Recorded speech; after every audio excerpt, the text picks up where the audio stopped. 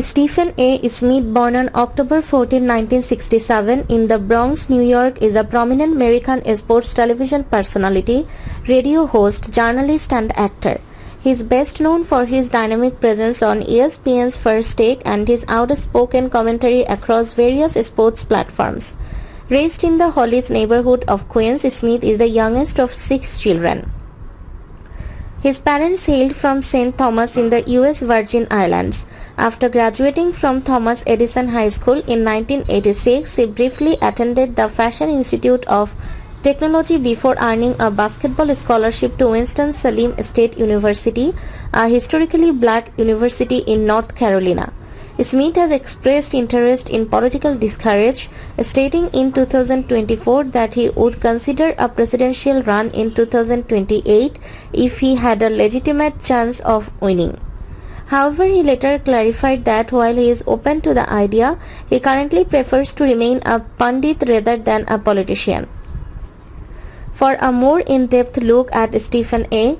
Smith's life and career, consider reading his memoir. This book provides personal anecdotes and reflections on his journey through the world of sports media. Beyond journalism, Smith has pursued acting, making his debut on the ABC soap opera General Hospital in 2007. He has since had recurring appearances on the show as the character Brick. In 2023, he appeared in the film Creed 3 and took on a guest role in NBC's Law and Order, portraying a controversial sports agent. In 2023, Smith released his memoir Straight Shooter, offering insights into his life, career, and personal challenges, including the loss of his mother and brother.